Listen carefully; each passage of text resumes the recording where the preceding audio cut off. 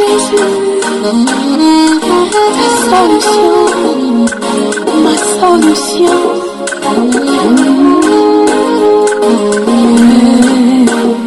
Who do you turn to when things go wrong? When times are hard, who do you turn to? Who do you speak to? And what do you do when you've done enough and no longer know what to do? And what do you do? Who do you speak to? Jesus is our help in times of need. Turn to Him, and He will give you love. I heard if you seek His kingdom first, every other thing will be added. Let's turn to Jesus. His name is Jesus. Jesus. Jesus. Jesus. He is the light. King of kings. King of kings. The Lord of lords. The provider. Redeemer.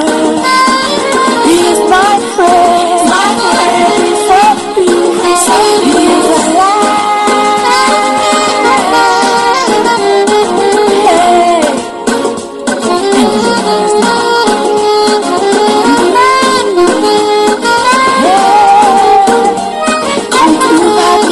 Prends-tu le temps de dire merci Seigneur, le cœur reconnaissant envers le Seigneur. Quand tout va mal autour de toi, et que t'es désemparé, à qui t'adresses-tu? À qui te confies-tu?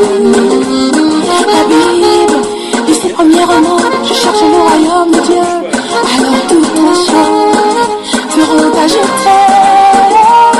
Je lève les yeux vers les montagnes, d'où me vient mon secours me vient de l'Éternel. Son nom est Jésus, Jésus, Jésus, Jésus, Jésus, il est vivant, le roi des rois, le Seigneur, le pourvoyeur, le rédempteur, il est mon ami, le prince des princes, il est vivant.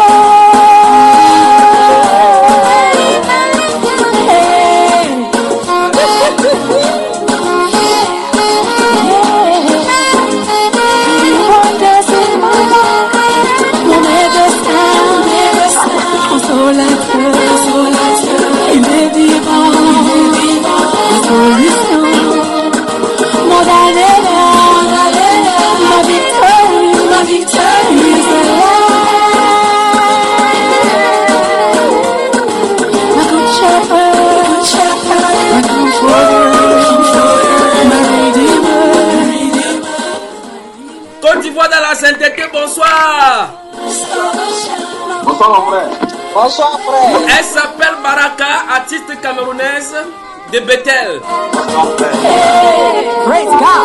Hallelujah. Bonsoir frère Junior. Bonsoir. Que la grâce, la paix et l'amour de notre Seigneur vous soient multipliés. Amen.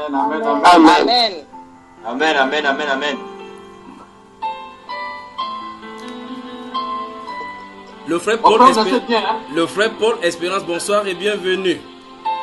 Bonsoir mon frère. La sœur Christine, qui est une côte de notre frère Espérance, bonsoir et bienvenue. Bonsoir frère Junior. Bonsoir frère Junior. La sœur Asseto Adara, bonsoir de l'autre côté d'Abidjan. Bonsoir frère Junior. Que la grâce et la paix vous soient multipliées. Amen. Le frère Serge Nguessan et son épouse qui imite mon épouse avec la grossesse, bonsoir et bienvenue.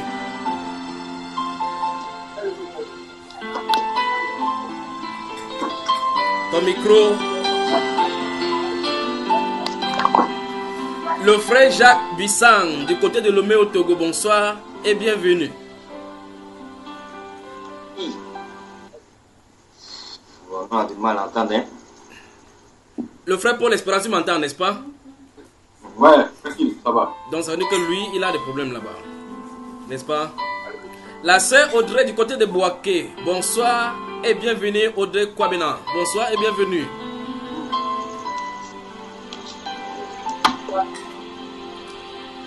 Décidément, le micro de l'autre côté de Boaké. Le frère Jacques, ça va? Bonsoir et bienvenue. Tu nous entends, n'est-ce pas? Non. Le frère Jacques nous entend. Le frère Serge, toi, tu as des problèmes avec ton micro. Le frère Jacques, ça va? Ouvre ton micro, ouvre ton micro, ouvre ton micro. On ne t'entend pas. On voit seulement ta main que tu balances. Tu entends?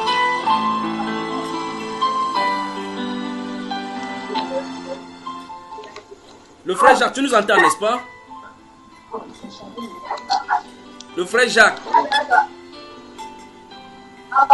Non, ton micro n'est pas bien. Il faut sortir du groupe, tu rentres encore. Ça va aller, d'accord? Donc quitte le groupe et puis tu entres encore. Et ça va aller. Qui d'autre est là? Qui est-ce que je vois sur mon écran de contrôle? Le frère Jacques, non. La sœur Audrey, bonsoir et bienvenue. Junior. Voilà. Merci.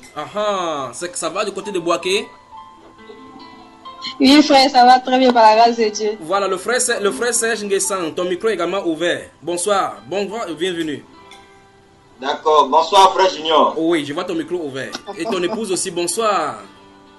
Bonsoir, frère Junior. Ça va? Ça va. Le bébé ne tape pas trop?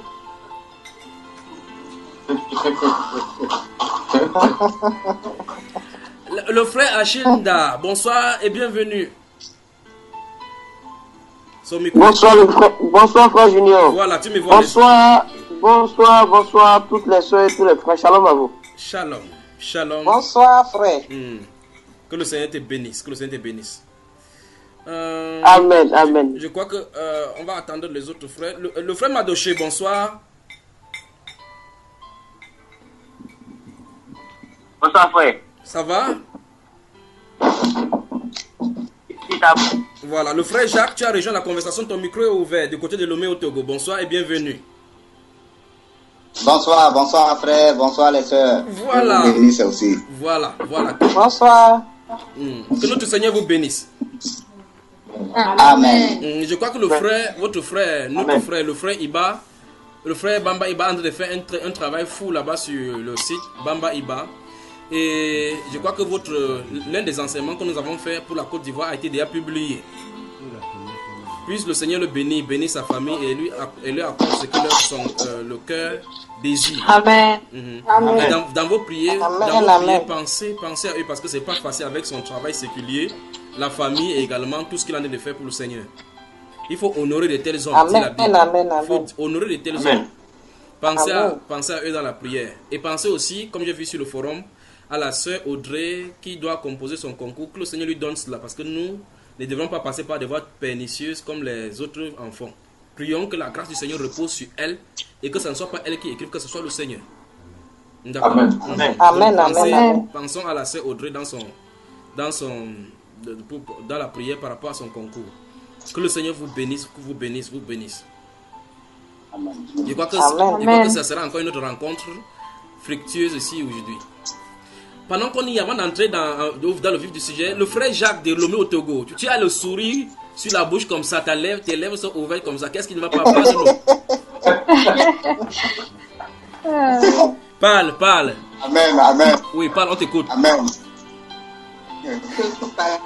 Non, je suis très content d'être en famille. Je suis vraiment très content et surtout la grâce, pas comment l'appelle-t-on que... Ta femme veut parler, si elle veut parler, laisse-la parler. Peut-être elle a des joies sur le cœur. Madame, viens parler alors dans Côte d'Ivoire, dans la sainteté. Même si tu parles en patois, mais le mari va interpréter, ne t'inquiète pas, elle a le don d'interprétation.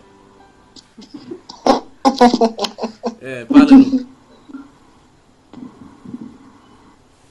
Le frère Jacques parle, dis-lui de parler parce que c'est toi le chef. Donne-lui l'autorisation alors. Ton micro est parti là. Tu as touché ton micro. Ne touche plus ton écran. Il faut être calme comme le frère Paul qui est là-bas, calme comme le pape comme ça. Vous voyez, son micro est toujours ouvert.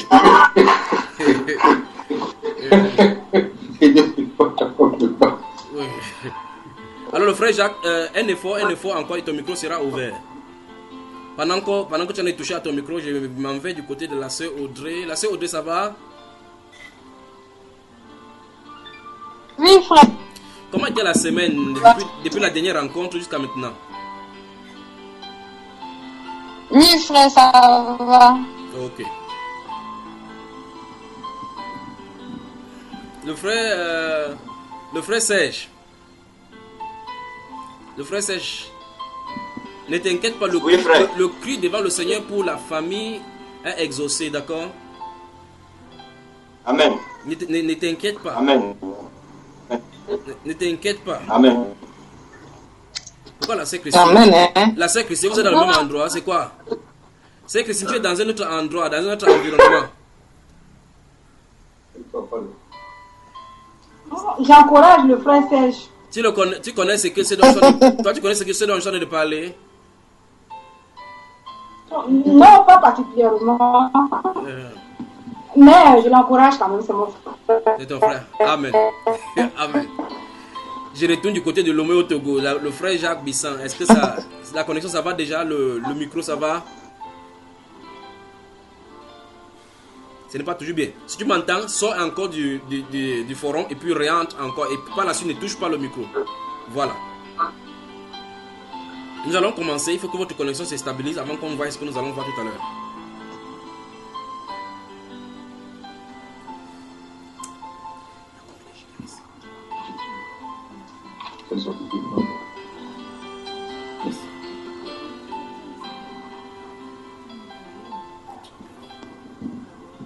Alors le frère Jacques, non, il est parti. Reviens-nous dans quelques instants. La sœur Assetou, comment tu vas avec ton chéri? Frère, Oui. La connexion. je vais bien par la grâce de Dieu. Voilà. Et ton chéri? Il va bien. Il va bien par la grâce de Dieu. Amen. Donc ton chéri va bien, sauf la connexion qui ne va pas du tout bien là. Et que nous pensons que par la grâce du Seigneur, ça ira. Donc, on patiente. Je vois la qualité du réseau médiocre. Ce n'est pas le propre des chrétiens, mais ça va s'améliorer. Que le Seigneur vous bénisse. Le frère Achille, Amen. depuis la semaine dernière, comment ça va?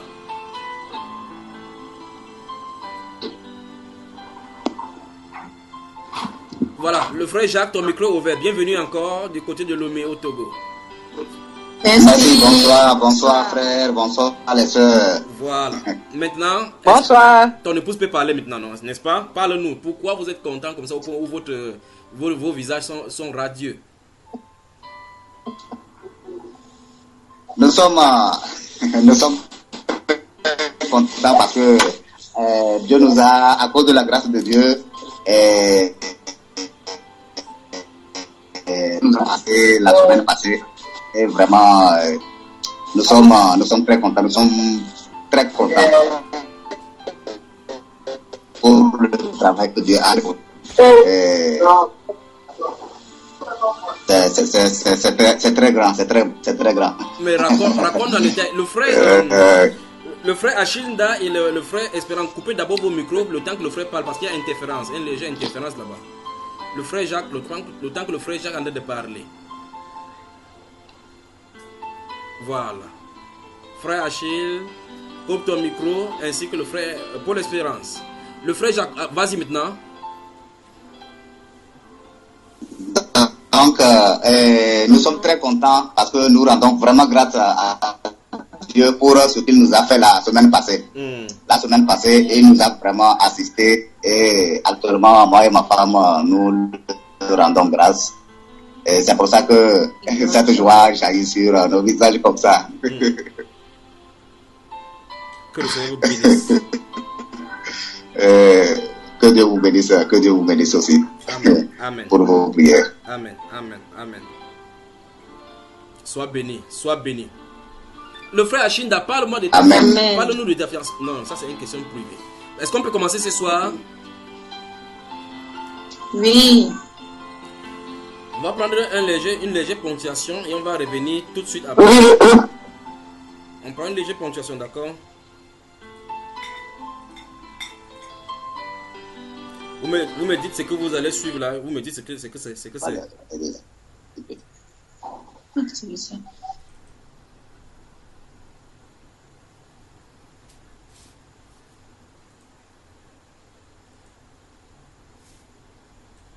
quand tu as dit le mot, on a pareil. Y'a miracle ici, oh mon ami, viens, oh, viens. Y'a miracle chez moi, ma chérie, viens, oh, viens. Y'a miracle ici, viens, viens. C'est miracle, tu veux, viens chez moi, viens. Tu aimes les riz, papa, viens chez moi, viens. Tu adores les riz, popo, viens chez moi, viens, viens. Ah, les chrétiens d'aujourd'hui sont trop fans des miracles. Ils adorent l'évangile du spectacle. On aime Jésus, mais on n'aime pas sa croix. Aucun sacrifice, mais on adore sa gloire. Quand on entend les paroles du genre, tu vas travailler, amen. Tu vas enfanter, amen. Tu vas voyager, amen. Tu vas te marier, amen. Tu vas prospérer. Oh. C'est bon pour ça. On répond vivement, amen. Parce que si le pasteur t'a pas flatté, c'est gâté. Mon frère et ma soeur, tu verras pas la quête. Ah, y a miracle ici, viens, viens. C'est miracle, tu veux, viens chez moi. Tu aimes les riz, papa, viens chez moi. Tu adores les riz, popo, viens chez moi. Mais quand l'homme de Dieu te dit, il faut changer, il faut pardonner, il faut beaucoup prier, il faut te réconcilier, il faut même jeûner. Pour ça, on répond froidement. C'est les gens les fidèles qui aiment flatter les bergers. Tout ça pour les envoyer en brousse. Non, ils ont fini ça. Pasteur, tu es trop puissant. Quand tu ouvres la bouche, la chair des poules. Sincèrement, Jésus n'est pas plus fort que toi. Ato, il y a miracle ici. Viens, viens. Merci Dieu. Voilà. Triste réalité que nous vivons dans les assemblées aujourd'hui. Pas vrai, Achille, le frère Achinda?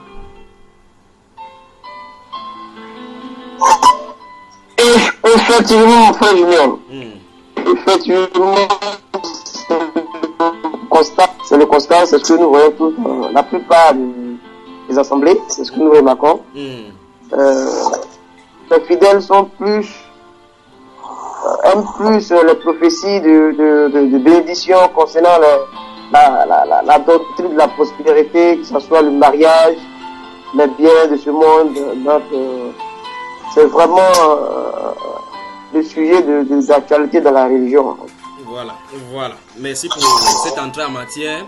Je crois que ce soir, nous allons essayer de disséquer ces sujets-là avec le sujet, une série que nous allons commencer avec la Côte d'Ivoire. Attention, la déception par les miracles. La déception par les miracles. Nous allons voir ces séries. Nous allons voir une série de vidéos plaisent à Dieu. Nous allons glisser dans le pentecôtisme avec le parler en langue et tous les autres. L'excès de riz de Toronto qui est arrivé et qui a glissé dans l'église. Je ne sais pas pourquoi le Seigneur voudrait que nous travaillions dans ces domaines-là, mais en président, nous commencerons par la Côte d'Ivoire. Et nous allons commencer là ce soir. Le frère Guessant Sèche, qu'est-ce que ça te dit, cette petit clip-là, que nos frères de la Côte d'Ivoire, je crois qu'ils sont de la Côte d'Ivoire ceux-là, n'est-ce pas?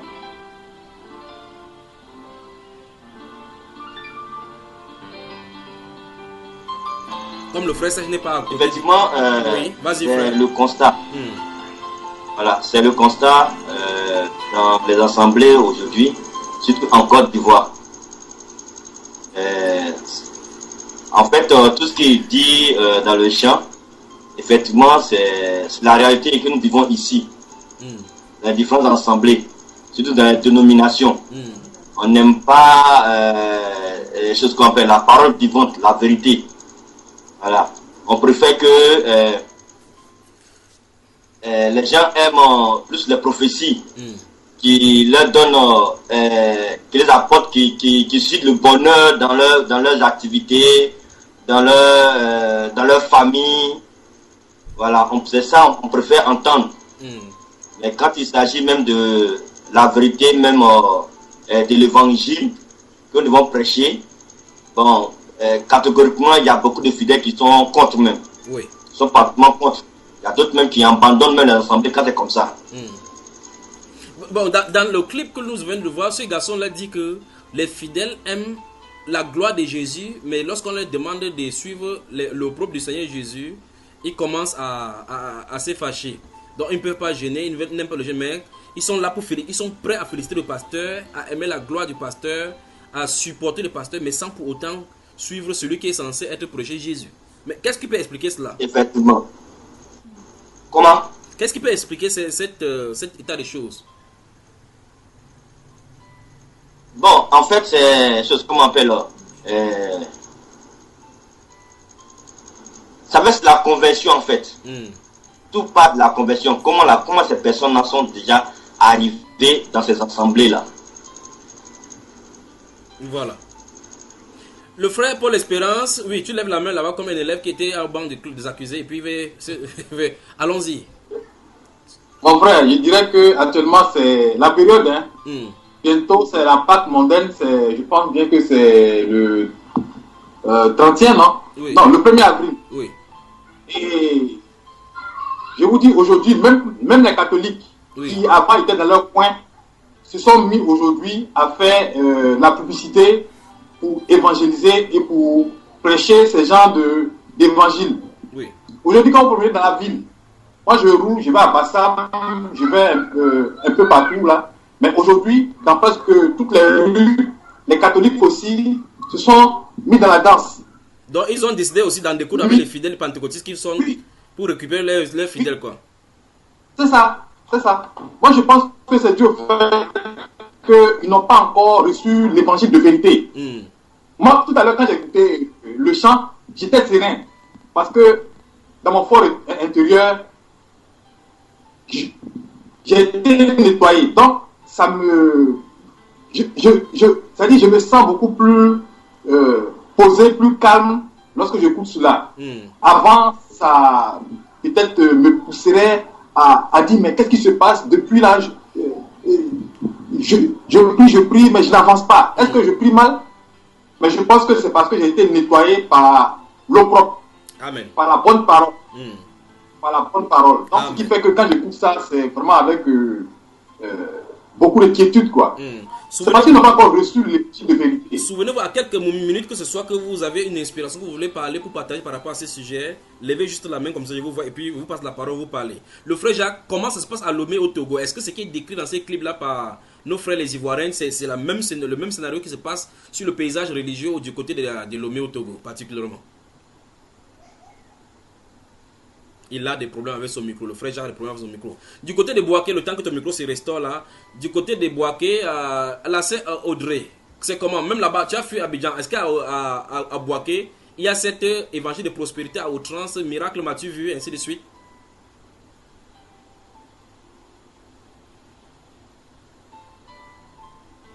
Oui, frère. Bon, il faut dire que à Boaké ici, les temples ne sont pas aussi nombreux comme à Abidjan, comme on le voit. Bon, les églises que j'ai fréquentées ici, bon, ici je vais à l'église de mes tuteurs souvent, très souvent, qui sont baptistes. Bon, là, il n'y a pas trop de miracles. À Boaké ici, il n'y a pas trop de miracles qu'on voit comme à Abidjan. C'est seulement quand il y a les caravanes d'évangélisation que les gens quittent Abidjan pour venir organiser les séances de prière ici que peut-être on peut remarquer cela. Sinon, il n'y a pas de ça ici. Comme on voit au trans à Abidjan, il n'y a pas de ça à Boaké ici. Qu'est-ce qui peut expliquer cette forte tonalité et forte coloration sulfureuse de la religion et de la soif de miracle au milieu d'Abidjan, en plein Abidjan? Pourquoi? C'est à cause de la densité de la population. Bon, frère. Oui, frère. Bon, je crois qu'aujourd'hui, comme la même le disait,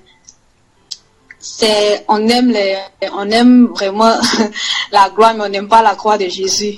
Donc, vu qu'aujourd'hui, tout le monde traverse les difficultés, et puis, la vie devient tellement chère et difficile. Donc, quiconque va se mettre à l'écart de ces gens de dire là, quelqu'un te dit, faut venir vraiment, tu viens à Jésus pour que ton problème puisse et de nos jours c'est comme ça, lorsque les gens sortent même pour annoncer l'évangile c'est que viens à Jésus, ton problème sera résolu. Donc, les gens ont tendance à croire que tu vas à Jésus, tu puisses avoir un miracle. Et aujourd'hui, ça a pris de l'ampleur, Donc, dès que d'autres les miracles ici par là, ils sont obligés d'y aller afin de résoudre leurs problèmes. Et aussi cela est le manque de foi. Et aussi ils n'ont pas encore reçu le vrai évangile comme le frère disait. Ils n'ont pas encore reçu la véritable parole. Ils vont te refouler carrément pour dire que toi-même tu es en retard, que ça c'est du passé, c'est caduque ce que tu annonces là. Jésus est mort avec ta stérité, il est mort pour tes problèmes, donc il est ressuscité là. C'est que tu dois vraiment vivre dans l'abondance. Et c'est ce qui court aujourd'hui à Abidjan. Justement, c'est Jésus qui est tantôt présenté comme le maire qui donne le mariage, celui qui distribue les passeports, et l'autre Jésus encore qui résout le problème d'ordre psychologique et résout le problème de foyer comme les tensions mammaires. Est-ce que ce n'est pas un problème aujourd'hui, Jacques Bessan? C'est-à-dire que c'est cette façon de prêcher Jésus là, de le présenter comme la solution à tous les problèmes de comment on dit en anglais, mankind, tous les problèmes de l'humanité. Il a toujours des problèmes, mon frère. Je crois que, je ne sais pas pourquoi le frère Jacques, tu as des problèmes avec ton... You have the problem. You are having problem. Le frère Jacques, tu m'entends? La soeur Assetou, tu es là? Je suis là, frère. Ok, on va voir une deuxième vidéo, on revient Je derrière. suis là. On revient derrière et puis je te pose la question à toi.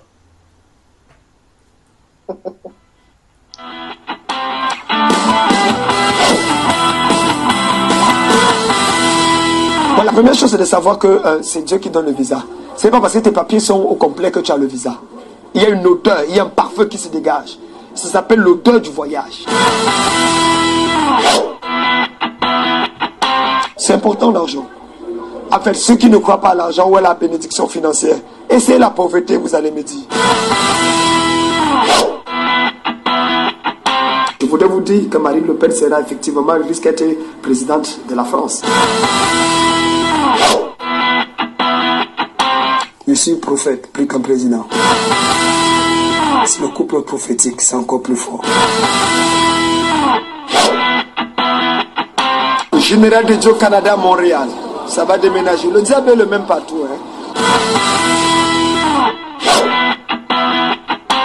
Père, je bénis cette machine. Toute personne qui fait quelque chose d'intéressant, je prie que le ciel se souvienne de la personne cette nuit.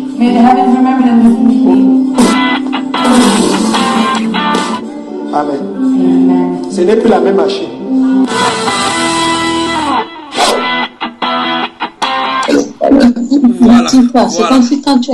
Voilà. Merci à nos amis d'Hémisphère Media Production Africa. La sœur Assetou. On commence par toi. Commentaire à l'issue de cette vidéo. Qu'est-ce que tu as dit? Ah, frère Junior, ce monsieur même, il a déjà passé en Côte d'Ivoire. Moi et ma soeur Marie, on a passé chez lui. Oui. Syrien. C'est toujours les mêmes commentaires. Tu vas avoir ceci, tu vas avoir cela, donne cela, tu serais comme ça demain. On fait que nous soutirer de l'argent tous les jours. Tellement qu'on était dans l'ignorance. Dès qu'on dit net, tu veux te marier, tu vas avoir ton passeport, donne telle somme, en même ton coût, pour aller faire les offrandes. Ils sont contents. Attends que eux-mêmes les sont arrivés là, ils ont déjà embouté tout le monde dans la salle. Si tu n'as pas envie de t'élever, ben tu vas t'élever quand même. Toi qui as été l'un des pionniers et l'un des contributeurs de ce domaine-là, explique-nous comment ça a fait pour que tu puisses donner ton argent. Tu prends ton argent, tu ne peux pas donner. Qu'est-ce qui te prend? Qu'est-ce qui vous prend au juste? Comment vous faites pour vous donner l'argent? On ne sait pas comment expliquer cela. Moi-même, la plupart des temps, mais je ne partais pas avec l'argent. Mais ce jour, comme j'étais ma soeur, elle aime bien ça. Aïe, quand ils ont dit ça, faut t'élever, tu vas aller donner. Là, tu vas avoir. Je dis, tous les jours, je passe sur son me dit, je vais avoir ça, je vais avoir ceci. Mais on ne voit jamais. Toujours, on donne de l'argent. Mais c'est là, comme ça, tu n'as pas envie de t'élever. Mais si le moment où il a mis sa main sur toi, c'est fini. Hein. Tu vas donner ce que tu as sur toi. Donc, quand il met la main là, il communique quelque chose qui te pousse à donner l'argent. Ah, c'est ça, hein. C'est ça, même si ils t'ont touché là, c'est fini pour toi. Ton argent là, même là, si tu avais caché là, tu vas faire sortir. Cette fois-ci là, ça ne sera pas fini pour nous ce soir. Le temps pour nous de dire un bonsoir à Atu Diomandé qui vient de nous rejoindre. Atu Diomandé, bonsoir et bienvenue sur Côte d'Ivoire dans la sainteté. Bonsoir frère Junior, bonsoir à toute la famille. Que les Seigneur vous bénisse. On voit là la sœur Christine qui lève la main toute joyeuse. Elle est prête à subir les tests et le diagnostic de l'enseignement de ce soir. On a passé frère Junior. Oui. Ça seulement en Côte d'Ivoire ici, on a été toujours dans ça. Partout où on passait, même dans les églises catholiques, on nous a amené, on dit il y a des, comment on appelle, il y a des prières qui sont là. on va, c'est toujours les mêmes trucs qui se passent dans les évangéliques qui se passent là-bas. Oui. Il faut donner, tu serais comme ça, il faut donner, tu serais comme ça. Oui. Et puis, d'abord même, pour t'énerver encore, te dire que si tu veux donner même, il faut donner en étant fâché. Là, le Seigneur va te bénir. Toi, tu as ton match assis, tu es fâché. On dit, viens donner. Là, tu serais béni plus. Faut donner ce qui te fait mal, quoi. Voilà, ce qui fait mal, là. Oui. Ce qui te fait mal, donne. Là, tu serais béni d'abondance.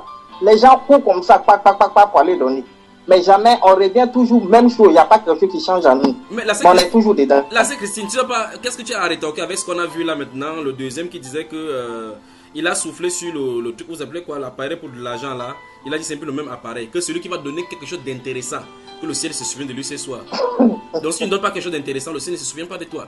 La sœur Christine, y a-t-il quelque chose, ou bien tu te réserves encore le droit de protéger ou... Voilà.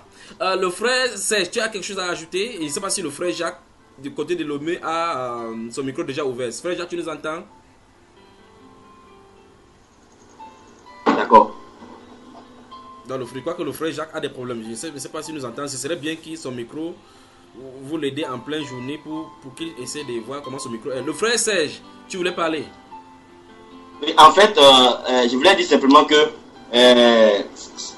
souvent, en fait, ce que nous avons vu comme la vidéo dans la chanson, c'est complémentaire en fait. Oui. C'est ce qu'eux ont vu. Voilà, c'est ce que les jeunes là ont vu de ces personnes-là, qu'ils ont traduit ça dans la chanson. Voilà.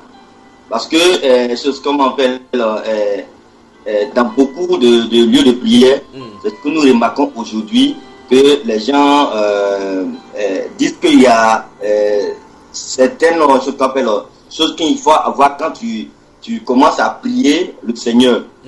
Et que, comme la sœur Odile l'a dit, comme le Seigneur a tout pris à la croix, c'est normal que pour tout un chacun qui commence à invoquer le nom du Seigneur Jésus-Christ, il a droit à tout ce qui est là.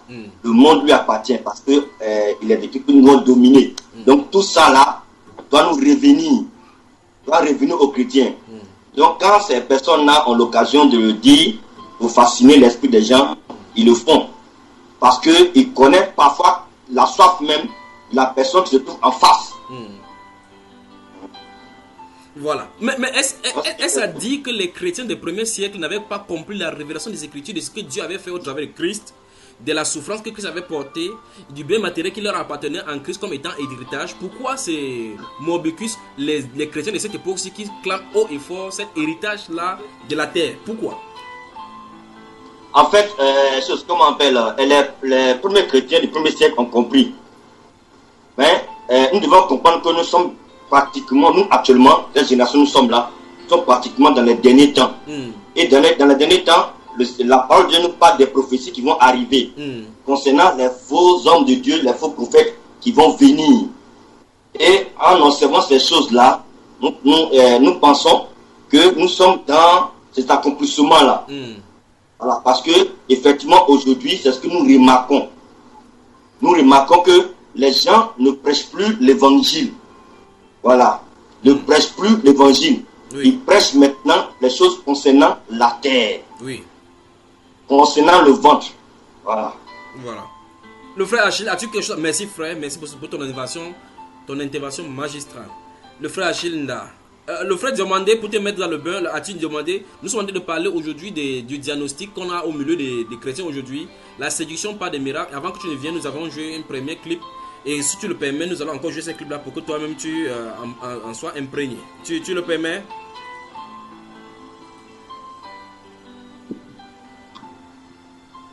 Le frère, as-tu demandé, il est là? Pardon, frère, excusez-moi, frère, la connexion était interrompue. Oui. Pardon, j'ai pas saisi. Donc, je t'en ai dit, donc avant que tu n'entres en scène, nous étions en train de parler. Après, avoir suivi le bout d'un extrait vidéo venant de la Côte d'Ivoire, justement, qu'on peut intituler Miracle à tout prix dans les assemblées aujourd'hui. C'est ça dont nous voulons commenter ce soir pour voir ce qui ne va pas en milieu chrétien. C'est-à-dire le diagnostic qui veut que les gens aujourd'hui suivent plutôt le miracle au lieu de suivre le Seigneur Jésus-Christ, et par conséquent se trouvent dans la gueule des roues ravisseurs. Donc, avant de revenir au frère Paul qui a quelque chose certainement à dire, permettons de mettre le frère Arthur Diomandé dans le bain. Vous y êtes? Voilà. Extrait. Y'a miracle ici, oh mon ami, viens, oh, viens. Y'a miracle chez moi, ma chérie, viens, oh, viens. Y'a miracle ici, viens, viens. C'est miracle, tu veux, viens chez moi, viens. Tu aimes les riz, papa, viens chez moi, viens. Tu adores les riz, popo, viens chez moi, viens, viens. Ah, les chrétiens d'aujourd'hui sont trop fans des miracles. Ils adorent l'évangile du spectacle. On aime Jésus, mais on n'aime pas sa croix. Aucun sacrifice, mais on adore sa gloire. Quand on entend les paroles du genre, tu vas travailler. Amen. Tu vas enfanter. Amen. Tu vas voyager. Amen. Tu vas te marier. Amen. Tu vas prospérer. Dieu bon. Pour ça, on répond vivement. Amen. Parce que si le pasteur t'a pas flatté, c'est gâté. Mon frère et ma soeur, tu verras pas la quête. Ah, y a miracle ici. C'est miracle, tu veux, viens chez moi. Tu aimes les riz, papa, viens chez moi. Tu adores les riz, popo, viens chez moi. Mais quand l'homme de Dieu te dit, il faut changer, il faut pardonner, il faut beaucoup prier, il faut te réconcilier, il faut même jeûner. Pour ça, on répond froidement. C'est les gens les fidèles qui aiment flatter les bergers. Tout ça pour les envoyer en brousse. Non, ils ont fini ça. Pasteur, tu es trop puissant. Quand tu ouvres la bouche, la chair les poules. Sincèrement, Jésus n'est pas plus fort que toi. Ato, il y a miracle ici. Viens. Merci Dieu. Voilà. N'est-ce pas? As-tu maintenant tu es dans le bain, n'est-ce pas? Oui. C'est de ça dont il est question. C'est vraiment tellement réel ce qu'ils ont chanté là. Vraiment, actuellement, là, c'est ce que en Côte d'Ivoire ici on constate. Tout le monde court après les miracles. Oui. Quand ce serviteur-là, il est ouin, les 3 fois ouin. Comme ça, tout le monde court pour aller assister à venir de cet homme de Dieu qui va, selon eux, changer leur vie. C'est l'homme de Dieu, ils vont regarder, c'est pas la parole de Dieu, ils vont écouter. C'est l'homme de Dieu parce qu'à son accoutrement, il va dire il y a tel nombre de véhicules, la telle voiture, tel nombre de voitures dans son parking, tout ça. Donc quand on voit ça en fait, ça incite les gens à vouloir avoir aussi le matériel. Bon, nous, on peut dire, on a vécu ça dans la dénomination à laquelle j'appartenais, où là-bas, c'était vraiment la course même on peut dire au bien-être matériel. Il y avait, certes, on priait, mais les orientations de la prière, là, c'était surtout axé dans le matériel. Avoir le matériel. C'est ça. Voilà. Qu'est-ce qui peut donc expliquer, le frère Atu demandé, qu'est-ce qui peut expliquer cette subite sursaut d'orgueil dans le camp du matériel, cet engouement des chrétiens à rechercher le matériel, des pasteurs à prôner cela, selon toi, avec ton expérience et ce que tu as vécu, qu'est-ce qui peut expliquer cela? Bon, moi je pense que on peut dire c'est l'ignorance. C'est l'ignorance de la parole de Dieu. Et puis encore, la grâce, le manque de... Bon, je ne vais pas dire le manque de grâce. L'ignorance d'abord. Parce que c'est seulement pour avoir la révélation de ce que le Seigneur te dit, il faut te focaliser sur la parole. Vraiment, c'est une grâce d'abord. De comprendre que ce n'est pas le matériel qui prie. C'est une grâce. Parce que si tu te focalises, si tu as prié, par exemple, si Seigneur donne-moi, Seigneur, j'ai fait ça. J'ai sémé. J'ai sémé dans la vie du serviteur. J'ai sémé pour le temple. Moi, ça me rappelle même des choses que j'ai fait. On aura le temps d'en parler, Dieu voulant, dans une autre série de ces choses consacrées à vos témoignages particulièrement que vous avez vécu. Mais permettez-moi de dire quelque chose, c'est que dans ce acte 1, nous allons prendre des prédications et vous allez écouter vous-même, vous allez diagnostiquer pour voir ce qu'il en est. Nous allons commencer par la Côte d'Ivoire, parce que la source africaine des diagnostics des faux prophètes et autres là-bas se trouve en Côte d'Ivoire. Préparez donc vos livres, vos documents et les stylos prêts à écrire. Mais avant qu'on ne prenne les écritures, le frère Paul voulait parler avant que nous partions dans cette ponctuation pour pouvoir mettre notre frère Diomandé dans le beurre. Le frère Paul, tu voulais dire quelque chose?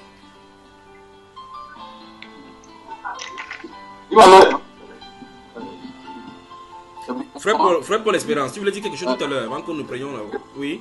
Oui, en fait, je voulais ajouter, c'est que c'est dû à la méconnaissance de la parole de Dieu. Oui. Regardez par exemple quand on dit que tu serais à la tête et non à la queue. Oui. On ne dit pas ce que le Seigneur dit avant. Oui. Mais on sort un coup de phrase et on essaie de l'expliquer pour qu'elle puisse avoir un impact sur la vie des gens. Oui. Vous serez à la tête et non à la queue. Mais on ne dit pas ce qu'il y a avant. Oui. Quand on parle le cas par exemple des dîmes, on dit si tu payes ta dîme, tu seras béni.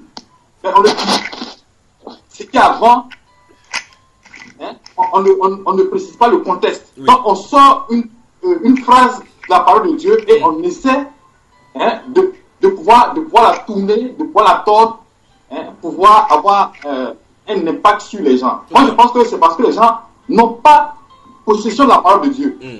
Nous avons la chance aujourd'hui, dans notre dispensation, nous avons vraiment quelqu'un que le Seigneur a envoyé pour nous faire comprendre tout cela, pour nous faire corriger toutes ces choses-là. Aujourd'hui, on sait que la dîme n'est plus d'actualité.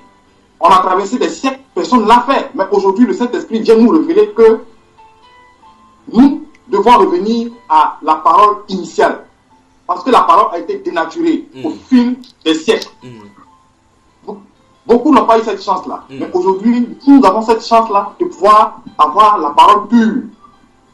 Moi, je pense que c'est parce que les gens n'ont pas encore possession de cette parole-là. Voilà. Et ils n'ont pas encore la vérité de cette parole. Les gens qui les écoutent, prenons premièrement ceux qui sont assis dans la salle, alors qu'on parle, on prêche déjà des prédications pour les miracles là. Qu'est-ce qu'ils reçoivent? Comment ils ne réagissent pas? Pourtant, chacun a sa Bible au devant de soi. Pourquoi? Comme tu as dit tout à l'heure, qui prend un bout de phrase, et pourtant chacun a cette Bible-là. Et comme tout à l'heure dans la prédication que nous allons voir effectivement, nous allons faire cet examen. Quand on va entendre ce prédicateur parler, nous allons mettre pause et puis vous allez voir de quoi il est question par rapport à la Bible. D'accord? On va faire cet examen-là. Oui, le frère Serge lève la main là, oui. En fait, je voulais dire simplement que aujourd'hui, nous remarquons que depuis des années, même dans la dénomination où j'étais, oui, on ne lit plus. Frère Serge, permets-moi une seconde. Frère Serge, donne-moi une seconde. Le frère Jacques Bissan, son micro était ouvert tout à l'heure là. Quand son micro est ouvert, on profite d'abord, on le prend parce avant que son micro ne soit encore fermé. Frère Jacques Bissan, ton micro est ouvert, si tu m'entends, parle-nous maintenant du côté de Lomé au Togo.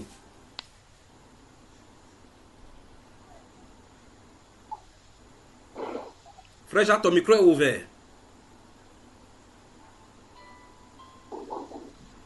Je crois que le micro est ouvert, le frère Jacques est ouvert, je ne sais pas pourquoi.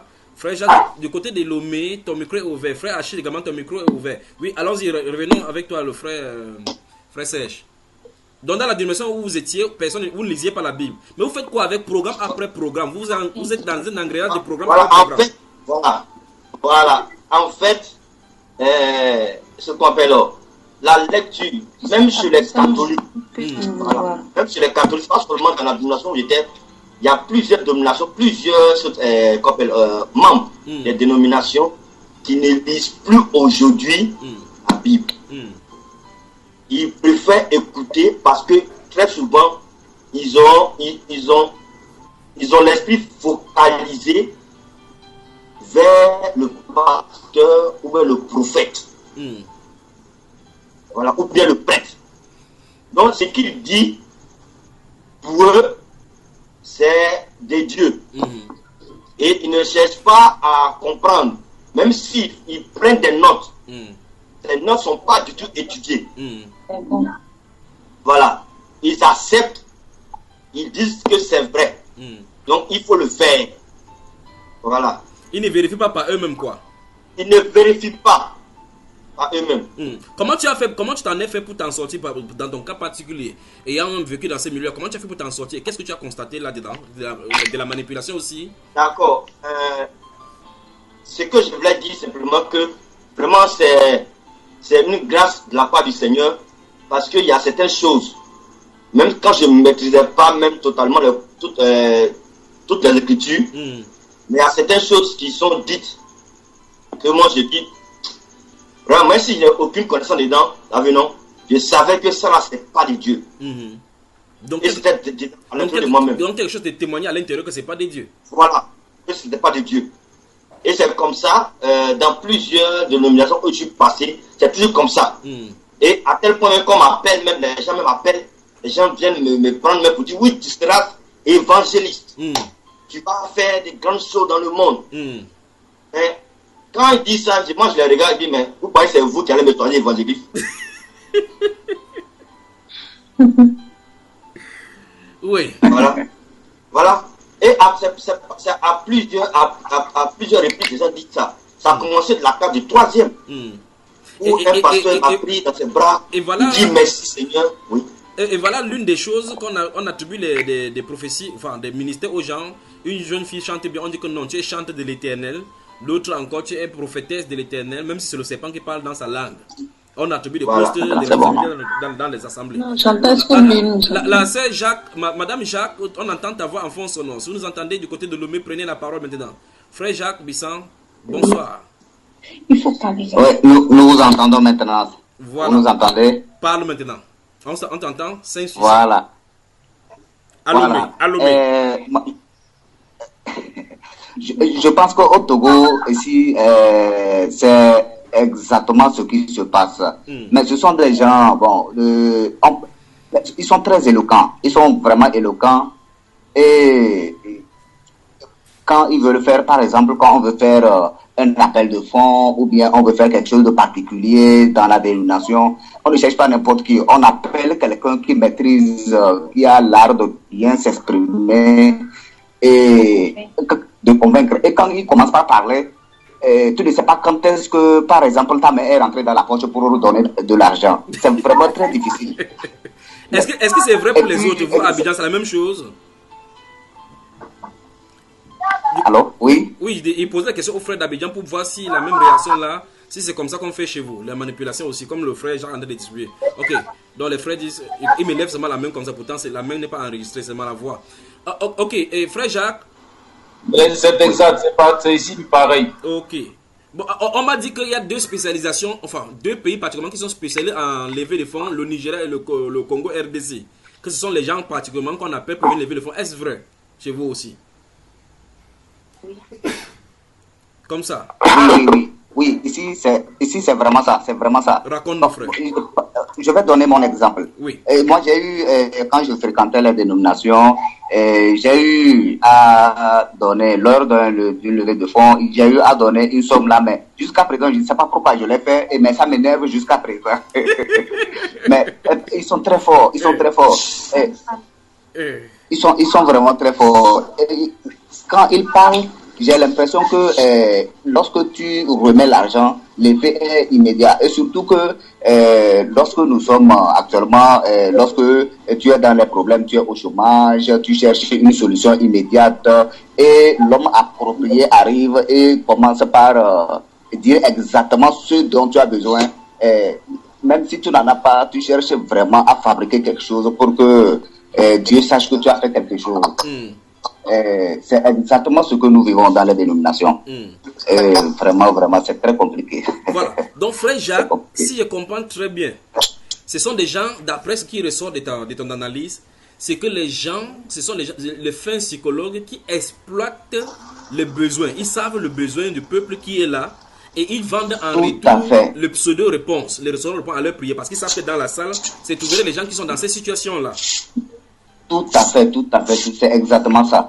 Mais je me dis bien, est-ce qu'ils ne se renseignent pas sur nous d'abord avant de commencer par prêcher le message, ou bien je me demande jusqu'à présent comment ils arrivent à savoir que nous qui sommes dans la salle, on a besoin de tel problème, on a tel problème et nous avons besoin de telle solution.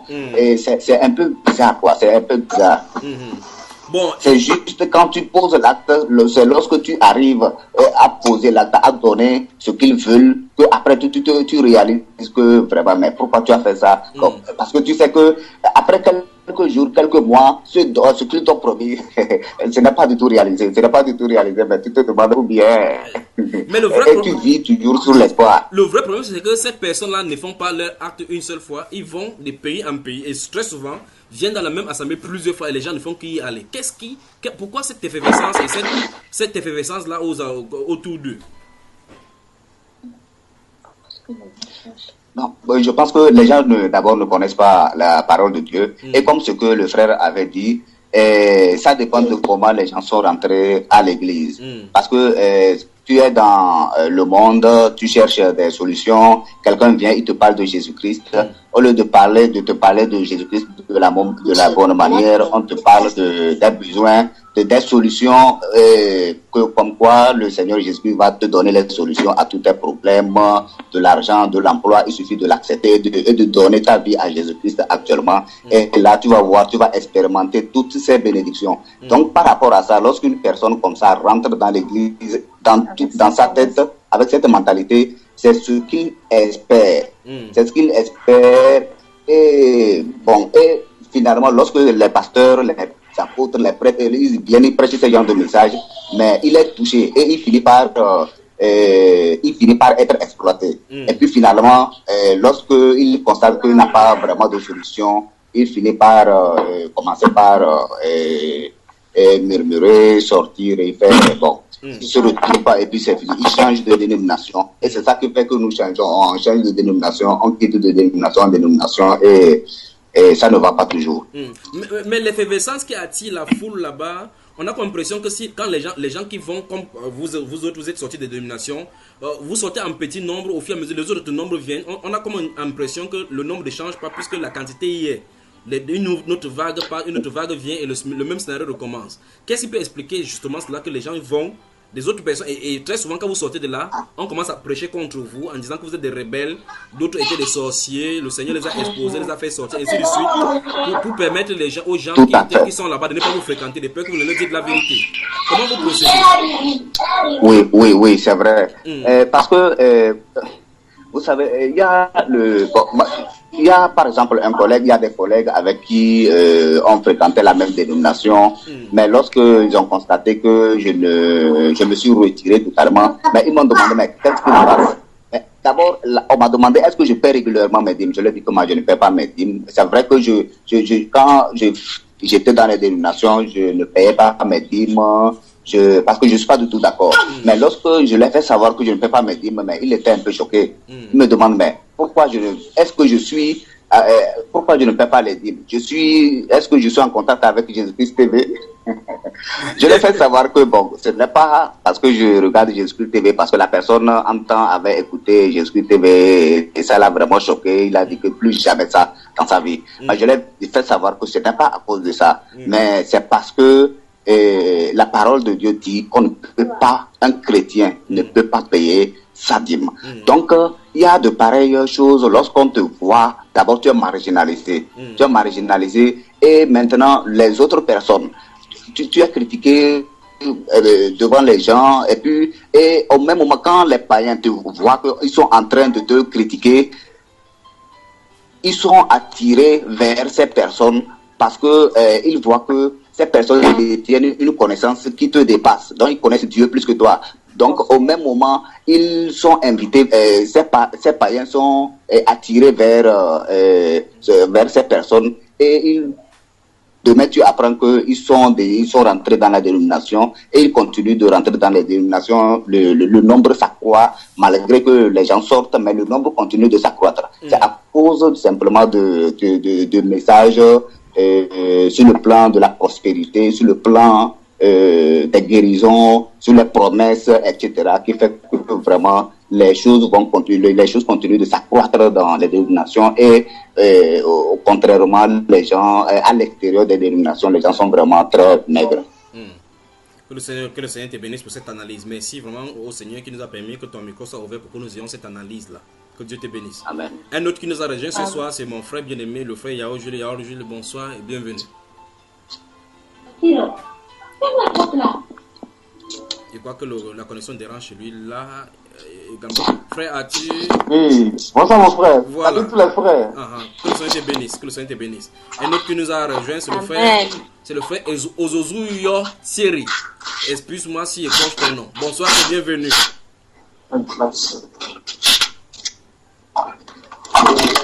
Frère Thierry, bonsoir et bienvenue.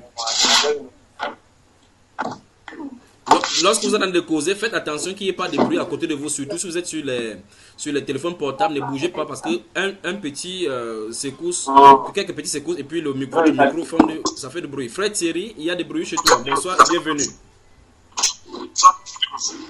Amen. Donc installe-toi confortablement pour suivre ces choses-ci parce que l'heure est grave. Prenez maintenant les stylos, nous allons commencer par des versets bibliques, nous allons commencer. Placer les bases avant d'avancer dans les vidéos. Que Dieu vous bénisse. Notez d'abord les passages et on va commencer dans n'importe quelle direction le Seigneur nous donnera. On peut y avancer. Si c'est bon, vous faites juste comme ça. Amen. Oui. Voilà. Notez Exode chapitre 7 jusqu'au chapitre 10 en commençant par là. Notez. Exode chapitre 7 jusqu'au chapitre 10. Je crois que certaines d'autres personnes, si vous êtes rapide, vous pouvez taper dans le forum.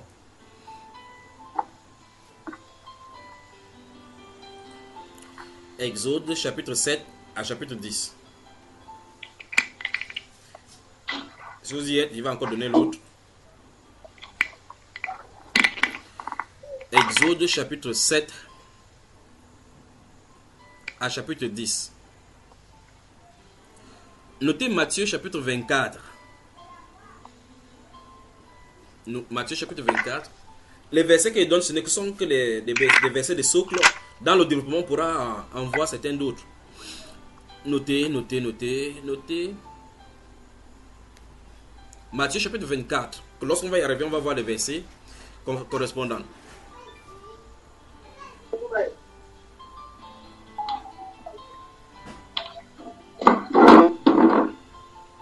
Le frère Achille, il y a des bruits chez toi. Le frère Achille, ferme le micro et le frère Jacques Besson, on a prié maintenant ce micro ouvert, maintenant c'est le bruit qui nous dérange. Alors, Matthieu chapitre, j'ai dit Exode chapitre 7 au chapitre 20, non, au chapitre 10. Matthieu chapitre 24, vous avez dit, le bruit ça vient de Lomé au Togo. Ne me dites pas que c'est déjà le déguerpissement du chassement de pouvoir. Notez également 1 Thessaloniciens chapitre 2.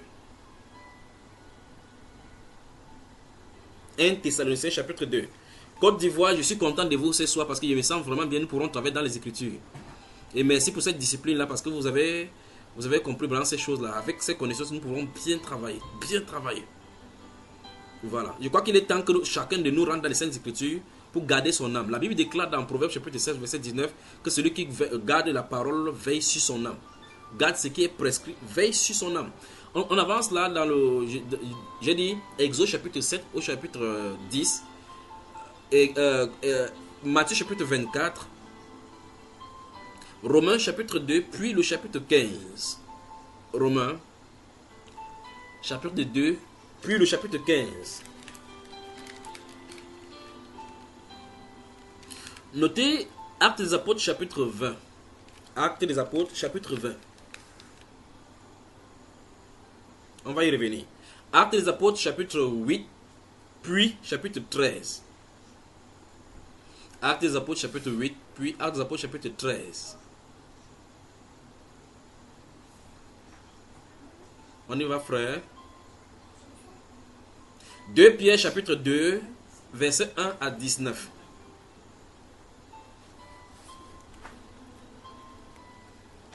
Pierre chapitre 2, verset 1 à 19. 1 Timothée. Premier épître de Timothée. Au chapitre 4. Je crois qu'à l'issue de ça, s'il vous plaît, veuillez écrire, que quelqu'un puisse écrire ça sur le forum, pour que les autres puissent lire, et ceux des autres qui viendront par la suite. 1 Timothée chapitre 4, verset 1 à 3. 2 Timothée aussi maintenant. 2 Timothée chapitre 4, verset 1 à 5. C'est plein là. 1 Timothée chapitre 6, 1 Timothée chapitre 6, verset 1 à 11. 1 Timothée chapitre 6, verset 1 à 11. On va prendre quoi encore maintenant? 2 Corinthiens chapitre 11, verset 1, 2, puis le verset 13 et 14. Verset 1, 2, puis le verset 13 à 14.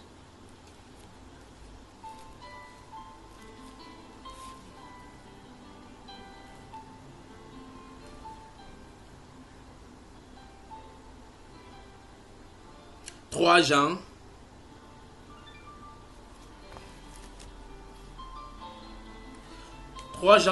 Verset 1 et 2. Verset 1 et 2. Ou mieux, vous mettez chapitre 1, verset 1 et 2. Parce que c'est un seul chapitre de toute façon.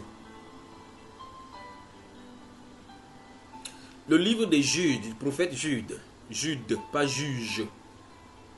Verset 1 à 14.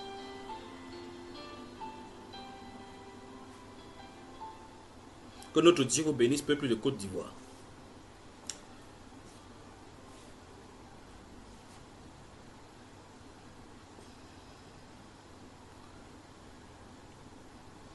Hébreux chapitre 2. Hébreux chapitre 2, verset 1 à 4.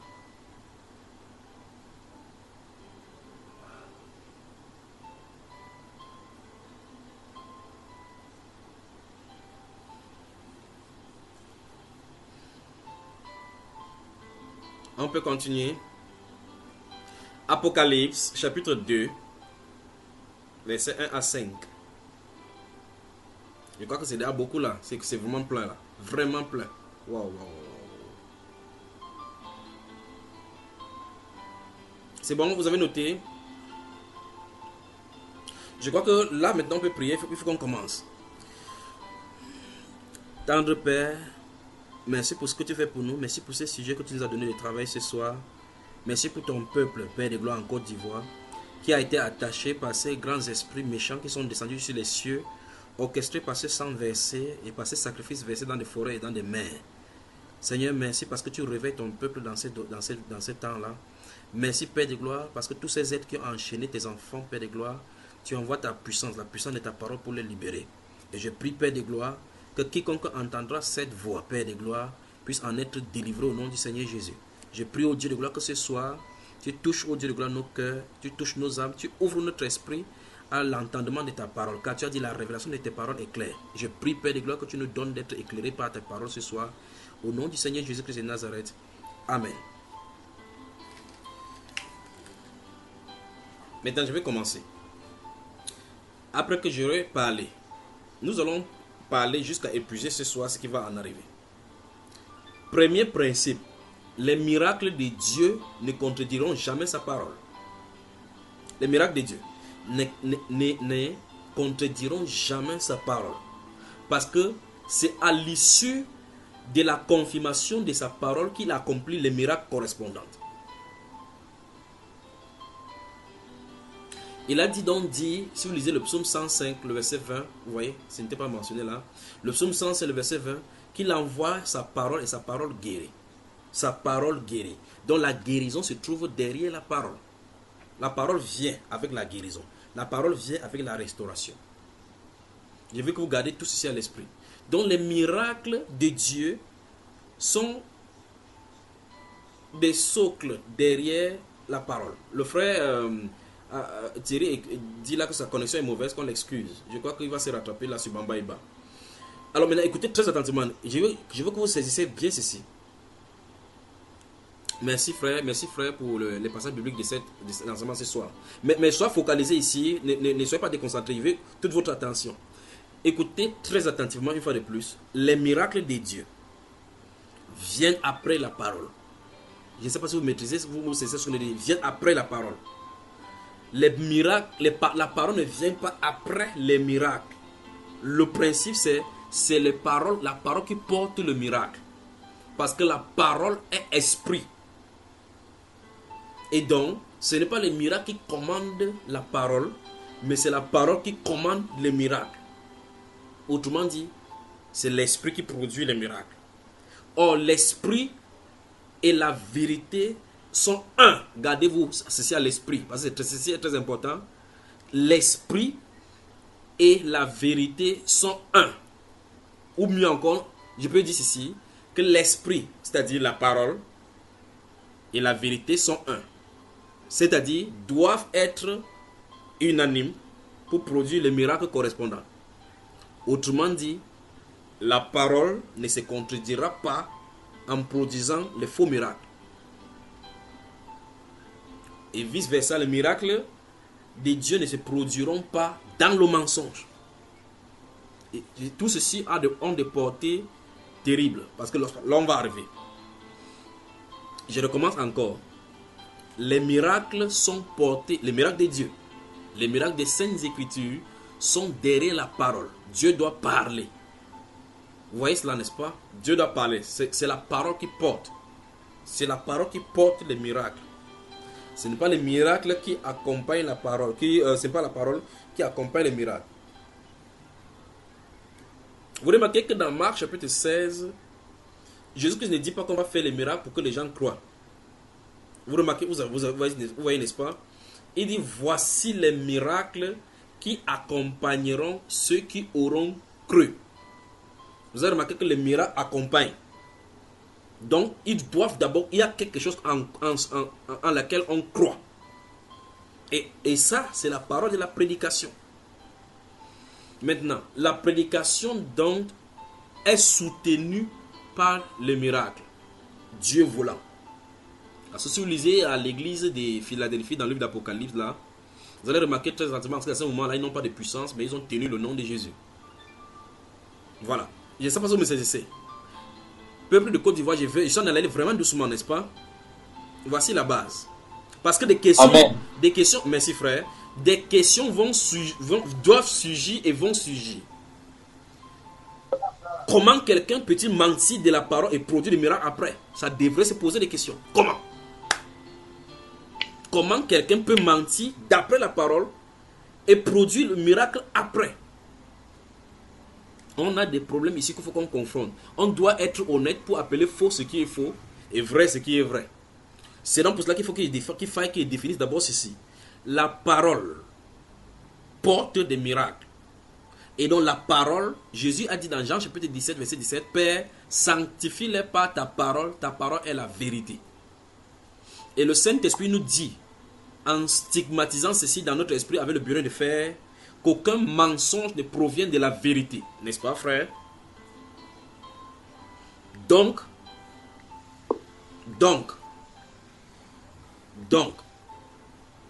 Dieu, notre Seigneur Jésus-Christ, accomplit sa parole de vérité et produit des miracles correspondants. La question c'est pourrait-il que les gens soient en train d'usurper le nom de Jésus, la façon de faire de la Bible, avec une autre personnalité qui produit ces miracles? La Bible répond par oui. C'est là où on se situe. Le vrai problème maintenant, c'est il porte un label. Le nom de Jésus est le nom qui produit des miracles. La Bible présente Jésus-Christ comme le seul nom qui a été donné parmi les hommes. Le nom par lequel tout genou fléchira. Aucun, fût-il même un sorcier, n'ira jamais vers un pasteur. Le pasteur dit, j'ai pris au nom de Satan. Lui-même, le sorcier lui-même va ouvrir les yeux comme ça. Mon cher ami, si c'est au nom de Satan, laisse-moi tranquille comme ça. Il dit, mais si, prie au nom de Satan.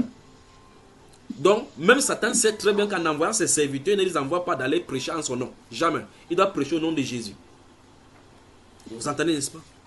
C'est pour ça que dans ce 2 Corinthiens au chapitre 11 que je vous ai donné, verset 1 à 3, puis le verset 13 et 14, l'apôtre Pierre, après les avoir montré clairement, pour les présenter, il dit que ces hommes-là, il les présente. Il dit que ces hommes-là sont des faux apôtres. Ici donc, j'aimerais bien m'arrêter pour expliquer et corriger une chose encore, pour que ça soit une fois pour toutes réglé dans vos esprits. L'apôtre Paul dit dans le verset 13 de 2 Corinthiens chapitre 11, le frère Achille et le frère Thierry, veuillez fermer vos micros, je ne voudrais pas être troublé par ces moments-ci là maintenant. Permettez-moi que je corrige ces choses-ci.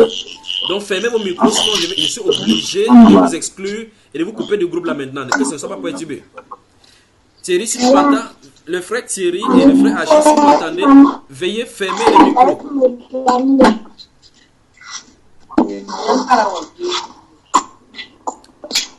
Le frère Thierry, si tu m'entends, veuille fermer le micro.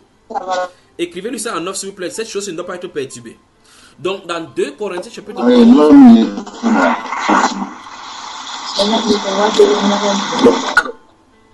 Et vous voyez, il est dans une zone où il y a des bruits. N'appelez pas dans une zone où il y a des bruits. Ces choses que nous sommes en train de voir, c'est vital. Ça doit délivrer des gens de l'autre côté, les gens qui se trouvent enfermés dans ces brigades-là. Et je ne peux pas tolérer que ces choses se passent alors que leurs âmes sont en jeu. Il y a des enfants du Seigneur, nos frères et nos soeurs qui s'y trouvent captivés. Il faut qu'ils sortent. Donc, Thierry, si tu nous entends, veille fermer ton micro pour que ces bruits-là ne se répètent pas. Voilà. Écoutez-moi très attentivement. Dans 2 Corinthiens chapitre 11.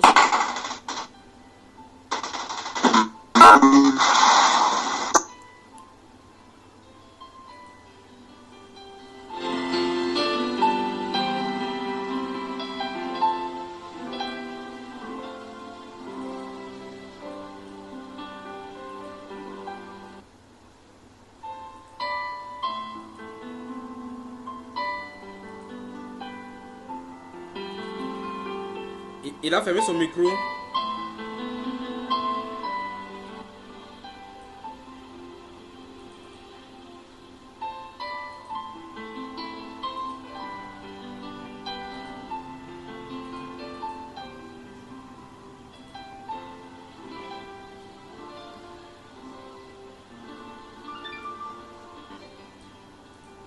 Voilà, vous m'entendez maintenant, n'est-ce pas? Tout le monde m'entend. Voilà, que Dieu vous bénisse. Dans 2 Corinthiens, je donne chapitre 11, si vous ouvrez 2 Corinthiens chapitre 11, le verset 13, ouvrez votre Bible, frère. 2 Corinthiens chapitre 11. Verset 13, puis le verset 14. Le frère Serge, tu y es?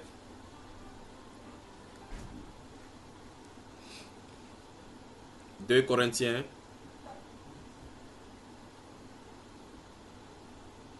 Oui, vas-y, lis mon frère, chapitre 11, verset 13 et 14, lis-nous.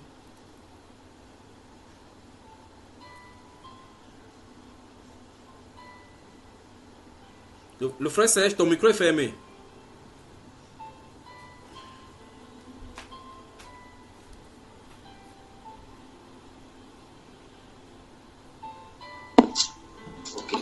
Ok. Je lis. Le verset 13. De 2 Corinthiens, chapitre 11. Ces hommes-là sont de faux apôtres, des ouvriers trompeurs, déguisés en apôtres de Christ. Stoppons là-bas. Arrête d'abord. Je veux que vous voyez ce que la Bible est en train de dire. Après avoir présenté, depuis le chapitre 10, le but pour lequel la puissance du Saint-Esprit leur a été donnée en tant que prédicateur pour amener à l'obéissance de Christ toute pensée qui a été captivée, l'apôtre Paul défend son ministère en présentant les preuves de son apostolat qui a éclaté au milieu d'eux, et il dit par des prodiges et des miracles, des divers miracles. Maintenant, ici, il présente que effectivement ces gens ont pour but de séduire les chrétiens à partir du verset 1 au verset 3. Verset 1 au verset 3. Et puis aussi au verset 13, il nous dit, en citant clairement, que ces hommes-là, donc les hommes de qui il est en train de parler, il dit ces hommes-là sont des faux apôtres. J'étais donc en train de dire ceci, que je vais corriger une chose, une fois pour toutes.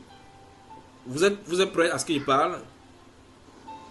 Il n'est pas dit dans ces 2 Corinthiens 13, dans ces 2 Corinthiens 11, verset 13, il n'est pas dit, écoutez bien, et que ça soit une fois de plus clair et définitif. Il n'est pas dit ici que ces hommes-là sont des faux apôtres. Et regardez bien, regardez encore le verset. Regardez le verset 13. Il n'est pas dit que ces hommes-là sont des faux apôtres de Christ. On ne peut pas voir cela. Vous avez remarqué? On n'a pas dit qu'ils sont les faux apôtres de Christ. Parce que Christ n'a pas de faux apôtres. C'est pas si vous comprenez. Il faut que ça soit corrigé une fois pour toutes. Il n'y a pas de faux apôtres de Christ. Il n'y a pas de faux prophètes de Christ. Il n'y a pas de faux pasteurs de Dieu.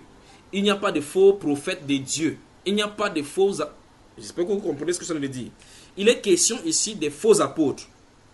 Virgule, des ouvriers trompeurs. On dit qu'ils sont déguisés en apôtres de Christ. Donc c'est vrai, on dit, quand on dit quelqu'un est déguisé, il porte le masque. Il porte quelque chose qui lui fait ressembler à la peau de Christ. Ça veut dire que dès l'original, il ne l'est pas. C'est ce qu'on a dit là-bas dans ce 2 Corinthiens chapitre 11, verset 13. Je voudrais bien corriger ceci avant d'avancer. Parce que les apôtres de Christ ont un modèle d'appel, une façon, une image de Christ imprégnée en eux. C'est Christ qu'on voit en eux qui sont présentés. L'une des premières caractéristiques des serviteurs du Seigneur, c'est l'humilité, l'amour, la droiture, l'intégrité dans la parole. Ici, je vais encore une fois de plus insister parce que ça a des conséquences dramatiques par la suite. Ici, on dit, ces hommes-là, ce sont des êtres humains. C'est l'apôtre Paul qui le dit. Ces hommes-là sont des faux apôtres, virgule. Des quoi? Des faux apôtres, c'est ce qui est noté. Je crois que le frère Thierry a fermé son micro, effectivement. Vous y êtes? Je recommence encore verset 13. Ces hommes-là, dit mon grand frère, ces hommes-là sont des faux apôtres. Je suis en train de dire, écoutez-moi très attentivement. Donc, on ne dit plus, on ne doit plus dire, parce que ça ne se dit pas, parce que c'est pas le langage biblique, que non, c'est un faux serviteur de Dieu. Il n'y en a pas un faux serviteur de Dieu. Un serviteur de Dieu ne sera jamais faux. Je me tue à le dire, fatigué. Il n'y a pas un faux serviteur de Dieu. Si vous dites d'ailleurs, parce qu'on ne sait pas qui est Dieu, si Dieu a son serviteur, il ne peut pas être faux. Vous allez dire donc que Dieu avait fait un mauvais choix, ou bien Dieu ne savait pas qu'en l'eau choisissant, il serait faux. Ça, c'est fait dire de Dieu ce que Dieu n'est pas. Dieu ne choisit pas quelqu'un plus tard réfléchir que non, j'avais mal choisi, que non. Dieu ne se trompe pas dans ses choix. Le jour qu'il était sur la terre avant de choisir Judas, il savait que c'est lui qui le vendrait. Ce n'est pas qu'à la fin qu'il a dit que c'est Judas qui va me vendre. Non, non, non, il le savait dès le départ.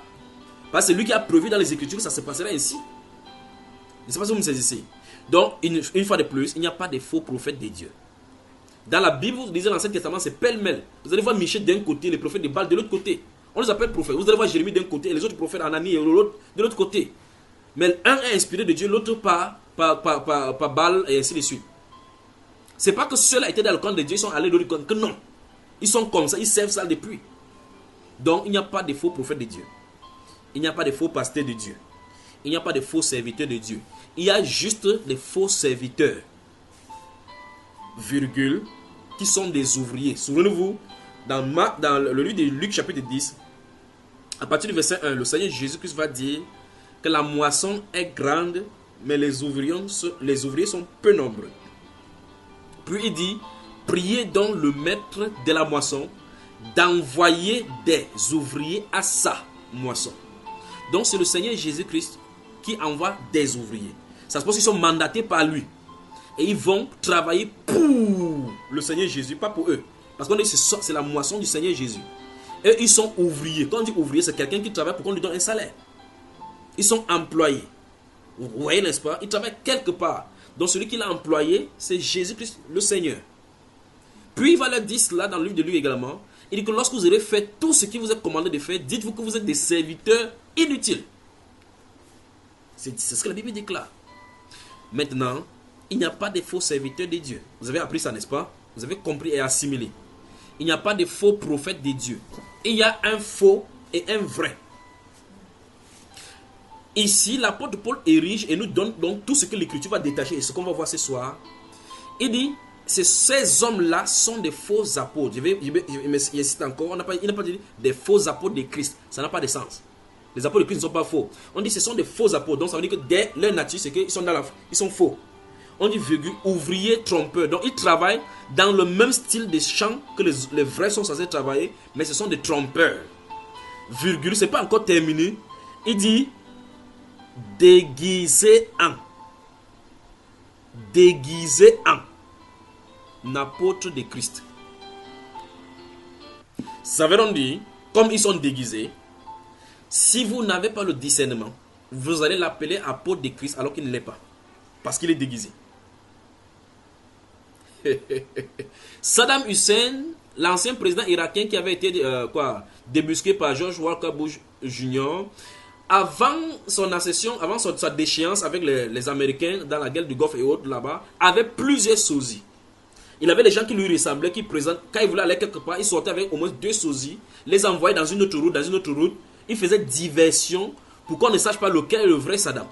Au point où les Américains utiliser le gestuel, les images pour pouvoir détecter lequel est le vrai Saddam parmi là. Parce que physiquement, tous étaient identiques. Qu'est-ce qu'ils étaient? C'était le déguisement. Donc ceux qui étaient des faux n'étaient pas le vrai Saddam, mais ils étaient déguisés en Saddam Hussein. Mais il y avait un Saddam Hussein là-bas qui est le vrai. C'est pas si vous saisissez, frère. De telle sorte que si on partait tuer un, on va croire qu'on a tué Saddam Hussein, mais on ne va pas dire qu'on a tué Saddam Hussein. On va dire qu'on a tué son sosie. Ou bien quelqu'un qui est comme Saddam Hussein, mais ce n'est pas Saddam Hussein. C'est pas ça que vous me saisissez. Donc de la même façon, ceux qui sont déguisés en apôtres de Christ, quand ils font n'importe quoi sous le label de Christ, puisqu'ils font, ce sont les ouvriers trompeurs, ils sont des trompeurs parce qu'ils sont là pour une mission. On va dire oui, voilà les serviteurs de Dieu qui ont fait ceci, mais ce ne sont pas les serviteurs de Dieu dès le départ. Ceux qui connaissent les Écritures savent que ce ne sont pas des serviteurs de Dieu. C'est ainsi par les Saintes Écritures. Le Saint-Esprit dit que ce sont les ouvriers trompeurs, virgule, des ouvriers trompeurs, virgule, puis il dit, c'est un mot aussi qui mérite de faire 2 heures en détachant cela et en établissant cela dans les Saintes Écritures, des ouvriers trompeurs, virgule, déguisés en apôtres de Christ. Ça veut dire qu'ils ont porté un vêtement qui leur permet de ressembler. Ils essayent tant bien que mal d'imiter les caractères qui sont, et les caractères et les caractéristiques qui sont les caractéristiques et les caractères des disciples de Christ Jésus. Ça veut dire qu'ils sont obligés de regarder un modèle pour essayer de faire comme eux, exactement comme les Chinois font aujourd'hui. Vous faites quelque chose, vous voyez dans vos marchés, on fait Adidas, ils mettent Abibos. Quand vous venez sur le marché, vous n'avez pas le temps de regarder ce Adidas, c'est à la maison que vous vous rendez compte que c'est Abibos qui est là-bas. Mais ils font cela, ils changent le D en B. Avec le même style de fleurs triangulaires comme Adidas. Mais vous êtes surpris que vous regardez, mais ce n'est pas Adidas. Vous voyez? Ils font un maillot, toujours exactement comme ça. Disait Drogba est censé écrire derrière Dogdra. Ce n'est pas une erreur qu'ils font. Parce qu'ils prennent toujours le mot, puis changent un peu. Pour que, quand tu vas voir à distance, tu crois que c'est Drogba donc il est écrit. Mais quand vous venez prendre le maillot, vous êtes surpris du nom qui est derrière. Des ouvriers trompeurs déguisés en apôtres de Christ. C'est ainsi dans le cadre chrétien. Et donc maintenant, il faut donc qu'on ait des bases solides pour essayer d'aller et disséquer et enlever le masque qui se trouve derrière chacun. C'est ce qu'il faut faire. C'est donc pour cela que dès le départ, il était question de placer la place du miracle avec la parole. Les miracles ne viendront jamais, les miracles du Saint-Esprit ne viendront jamais d'un esprit de mensonge. Jamais. Parce que la parole est vérité.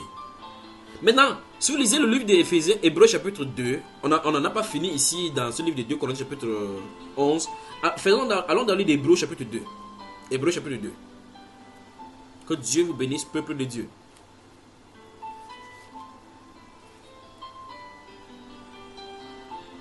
Vous y êtes? Le frère Paul Espérance. Paul. L'Espérance. Paul. Le frère Paul. Alors, est-ce que tu peux lire le verset 1 ou verset 4 de Hébreux chapitre 2? Souvenez-vous au chapitre 1, on dit qu'il soutient toutes choses par sa parole puissante. Regardez bien la façon que Hébreux introduit. Il dit que Dieu, après avoir à plusieurs reprises et de plusieurs manières parlé à nos pères par les prophètes, nous a parlé en ces derniers temps, c'est par le Fils qu'il a établi toutes choses. Soutenant toutes choses par sa parole puissante, par laquelle aussi, vous voyez, il soutient toutes choses par sa parole puissante. Tout le miracle doit être soutenu par la parole. Allons-y, chapitre 2, verset 1 à 4, mon cher. C'est pourquoi nous devons d'autant plus nous attacher aux choses que nous avons entendues, de peur que nous ne soyons emportés loin d'elle. Car si la parole annoncée par des anges a eu son effet, et si toute transgression et toute désobéissance a reçu une juste rétribution, comment échapperons-nous en négligeant un si grand salut qui, annoncé d'abord par le Seigneur, nous a été confirmé par ceux qui l'ont entendu? Dieu appuyant leur témoignage par des signes, des prodiges et divers miracles et par des dons du Saint-Esprit distribués selon sa volonté. Amen. Que Dieu vous bénisse. Amen. Vous voyez, dans ces saintes écritures là que nous venons de lire maintenant, il est question des anges eux-mêmes qui ont annoncé et on nous dit qu'on ferait mieux de ne pas nous détacher de ce que nous avons entendu, de peur de nous égarer loin d'elle. Vous voyez que la focalisation ici n'est pas sur les miracles qu'on a vus, mais sur ce qu'on a entendu. de peur de nous égarer loin d'elle. Loin de quoi? De les choses qu'on a entendues. Vous voyez? Et on dit clairement que ces choses ont été annoncées d'abord par les anges, par le Seigneur, par les apôtres. On dit maintenant, ceux qui ont vécu ces choses-là, Dieu appuyant quoi? Leur témoignage. Donc, les témoignages sont donnés. Ce n'est pas le témoignage qu'on vient dire dans l'église. Frère, j'ai un témoignage à donner. On dit non, que j'étais endetté, Dieu a réglé ma dette. Oh, les Ivoiriens, là, je vois les gens sont en train de bailler partout là. Vous êtes fatigué? Le frère pour l'espérance dit comme ça. Tu es fatigué alors? Tu bailles ta femme, baille, le frère ici, baille. C'est comment? Je vais prêcher. Même si vous dormez là, je vois quelqu'un tomber du micro. Je vais prêcher. Ça va finir aujourd'hui là. Maintenant, écoutez-moi très attentivement. Regardez. Il n'est pas question ici de ce témoignage que vous venez que oh, j'étais dans les souffrances, Dieu m'a délivré. Ce n'est pas dont on parle. Jésus a dit dans Actes chapitre 1, le verset 8, et vous recevrez une puissance. Après que le Saint-Esprit soit venu sur vous, et vous serez mes témoins. Donc le Saint-Esprit est donné, le revêtement de la puissance du Saint-Esprit est donné pour le témoignage, pour témoigner du nom de Jésus, qu'il est ressuscité et qu'il est la solution pour le péché du monde. Il faut dire cela. Et Christ prouve qu'effectivement, il est le Dieu qui est ressuscité. C'est pas si vous comprenez. Donc ce n'est pas de témoignage que Dieu m'a béni, je n'avais pas de voiture, Dieu m'a donné la voiture, il m'a changé de maison encore. Non, ce n'est pas ça dont il est question. Dieu appuyant le témoignage par des prodiges, des miracles, ainsi de suite, des divers dons du Saint-Esprit envoyé du ciel. Vous voyez, n'est-ce pas, frère? Donc, c'est l'ordre des choses là-bas. C'est que le miracle est derrière la parole. Parce qu'il se pourrait que Dieu prêche quelque part, il ne donne pas de miracles, il ne produit pas de miracles. Jean-Baptiste, quand il a prêché, ça a transformé des vues sans miracle. Vous voyez cela, n'est-ce pas? Alors, dans Marc chapitre 16, il dit, voici les miracles qui accompagneront ceux qui auront cru. On croit en la parole qu'on prêche. Puis vient les miracles après. Puis viennent les délivrances. Puis viennent les divers dons du Saint-Esprit. Parce que la parole va subsister pour toujours. Mais les miracles vont disparaître. Amen. Que Dieu vous bénisse, peuple de Dieu. Alors maintenant, revenons dans 2 Corinthiens chapitre 11. 2 Corinthiens chapitre 11, c'est là où nous étions. Lorsqu'on va avancer chaque fois, je vais faire un marche arrière pour faire asseoir cela avant d'avancer. Chaque fois, vous ne ratez pas. Parce que lorsqu'on va entrer dans les vidéos, ce sont ces règles-là que nous allons appliquer. Vous y êtes? Donc dans 2 Corinthiens chapitre 11, tout à l'heure, nous avons vu au verset 13, la partie A. Il dit, ces hommes-là, je veux que vous gardez à l'esprit ceci, parce que nous allons aller quelque part dans le livre de Romains tout à l'heure, et ce que Jésus a dit dans Matthieu chapitre 6. Il dit, ces hommes-là sont des faux apôtres. J'ai dit, les Saintes Écritures ne disent pas, ce sont des faux apôtres de Christ, parce qu'il n'y a pas de faux apôtres de Christ. Et soit tu es apôtre de Christ, soit tu n'es pas apôtre de Christ. Si tu n'es pas apôtre de Christ et que tu te nommes apôtre de Christ, tu es un ouvrier trompeur. Tu te déguises en apôtre de Christ, parce que l'apôtre de Christ, il y a le modèle dans la Bible. Dans Ephésiens chapitre 2, verset 20 à 22, la Bible déclare que nous sommes édifiés sur le fondement des apôtres. L'apôtre Paul donne les ultimatums en disant que si quelqu'un bâtit sur l'œuvre qu'il a bâti et qu'il prenne garde de la manière dont il bâtit, parce qu'aucune autre fondation ne peut plus être posée. Donc la fondation qui a été posée ne peut plus être bougée. On doit continuer sur la construction. Alors si quelqu'un est un apôtre de Christ, il est un apôtre de Christ pour toujours. Il ne changera pas. Il ne pourra plus jamais être faux parce qu'il est un apôtre de Christ. Il a été engendré par Christ. Tu n'accouches pas un enfant qui devient un jour le serpent. Ce n'est pas possible, frère. Si vous voyez un souris là qui descend, c'est que ce sont les sorciers de Côte d'Ivoire là et des Lobé. On ne peut pas voir un souris un jour qui devient le chat. Ça, c'est la manigance des enfants de Pharaon là. La norme de la nature veut que un chat et une chatte vont ensemble, ils accouchent un chaton. Le contact de l'être créé par Dieu avec la parole engendre les fils du royaume. On dit qu'ils sont nés de nouveau. Et tu ne peux pas naître de nouveau pour mourir de nouveau et naître d'ancien. Ça n'a pas de sens, c'est l'évangile qu'on prêche sur la terre ici. Vous naissez de nouveau, vous êtes né de nouveau pour toujours. Eh bien, comment quelqu'un qui est apôtre de Christ, donc initialement, parce que pour qu'il soit dans l'appel, comme l'apôtre Paul par exemple, initialement, il se conduisait en persécuteur de l'église. Mais quand il est né de nouveau, puis là, dans son ministère, parce que tous doivent naître de nouveau avant d'avancer, chacun dans son grade. Maintenant, quand tu entres là-dedans, comment peut-on dire plus tard que tu es faux? Comment? Ça veut dire que dès le départ, la nouvelle naissance n'est pas la nouvelle naissance, c'était l'ancienne naissance. Et on a un problème en milieu chrétien, des problèmes. Donc, un apôtre de Christ ne peut pas être faux, il ne peut plus jamais être faux, parce que dès le départ, il est né d'en haut. Il est contrôlé par le haut. Le Seigneur Jésus dit dans Jean chapitre 3, verset 6, il dit, ce qui est né de l'esprit est esprit. Comment l'esprit de Dieu fait naître un être humain sur la terre et divisant cet esprit devient faux? Donc même le Saint-Esprit qui est à l'intérieur est même faussé. On a des problèmes sur la terre. Quelqu'un qui est né de nouveau ne peut plus naître d'ancien.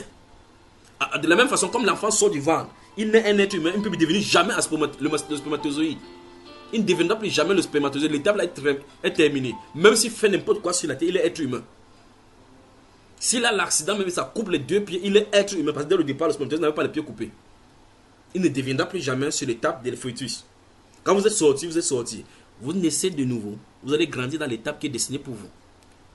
Alors, mes chers frères, mes chères sœurs, il n'y a pas de faux apôtres de Christ. Il y a les faux apôtres, comme la Bible dit dans 2 Corinthiens chapitre 11, verset 13 dans la partie A. Ces hommes-là sont des faux apôtres, virgule, des ouvriers trompeurs, virgule, déguisés. Regardez maintenant, soulignez le mot déguisé dans ces 2 Corinthiens chapitre 11. Dans ces 2 Corinthiens chapitre 11, le verset 13, la partie B. Maintenant. Des ouvriers trompeurs, déguisés.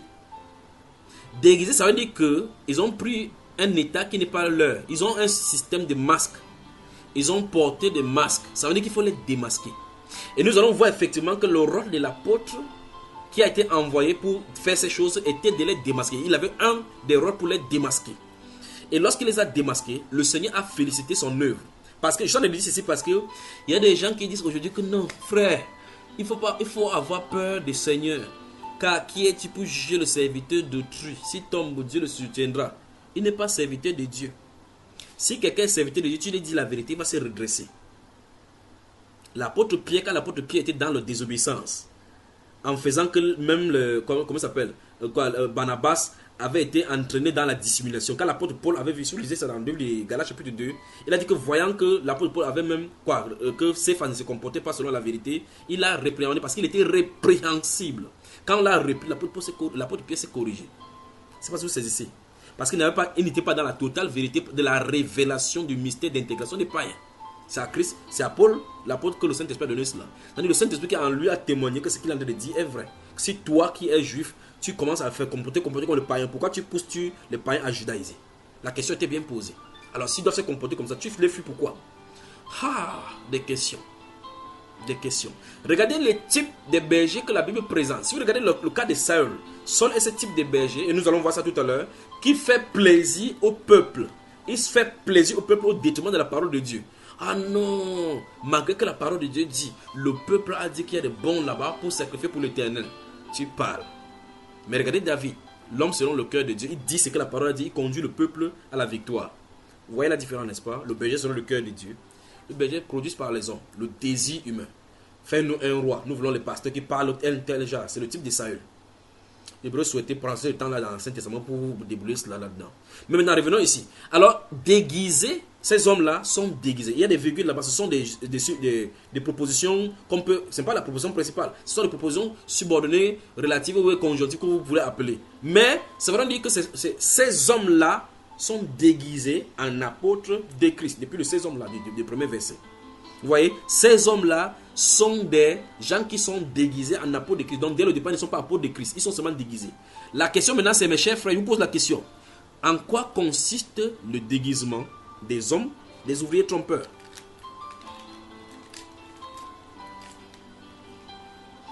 Comment les ouvriers trompeurs se déguisent?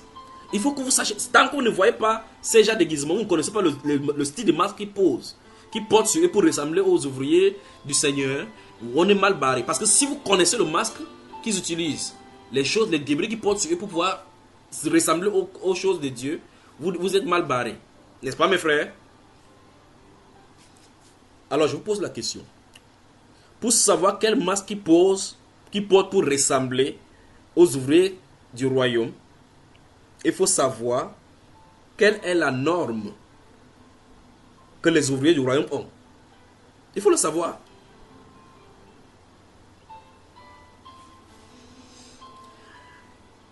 Chers chrétiens qui m'écoutez dans le monde entier, je vous pose la question. Comment sont les apôtres de Christ pour que les autres, on leur dit qu'ils se sont seulement déguisés ainsi? Vous voyez ce que le Saint-Esprit nous a invités à faire? Donc le modèle, c'est le modèle présenté dans les Saintes Écritures.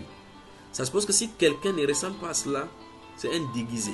Il va faire les efforts pour faire n'importe comment, il est déguisé. Vous m'avez suivi? Déguisé en apôtre de Christ. Puis l'apôtre Paul dit, et ce n'est pas étonnant. Il dit le fait qu'il se déguise comme ça, ce n'est pas étonnant. que c'est une stratégie de paternité. C'est-à-dire que c'est habituellement dans leur famille, c'est comme ça qu'ils se comportent. Leur père se comporte comme ça. C'est l'objet du verset 14 du chapitre 11 des 2 Corinthiens. Il dit cela n'est pas étonnant. Dans la réunion familiale, c'est comme ça qu'ils sont tous sont comme ça. Ils doivent singer quelqu'un. Ils doivent ressembler à quelqu'un, essayer de ressembler à quelqu'un. Ce n'est pas étonnant parce que Satan lui-même se présente en ange de lumière. Ça veut donc dire que Satan peut te présenter pour te révéler le ciel et l'enfer dans une vision. Frère, il peut donner la vision de l'enfer, donner la vision du paradis. Jusqu'à ce que tu sortes de la vision, tu crois que c'est le Seigneur qui t'a montré. Et ce n'est pas étonnant, puisque Satan lui-même se déguise en ange de lumière. Il n'est pas étonnant que c'est quoi? Frère, lisez le verset 14. Comment vous regardez comme ça? Vous ne voulez pas qu'il parle alors? Frère Paul, tu ne veux pas qu'il parle? Vous avez sommeil. Le frère, as-tu demandé? Tu es?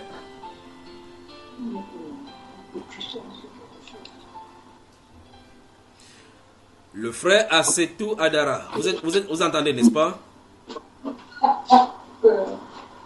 Oui, on t'entend bien. Ok, c'est très bien.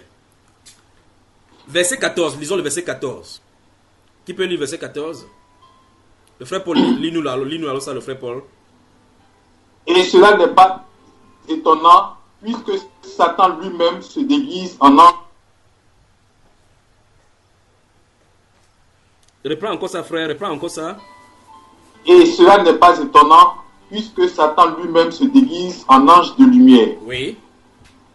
Il n'est donc pas étrange que ses ministres aussi se déguisent en ministres de justice. Entouré, c'est bon. Entouré d'abord ses ministres. Ses ministres.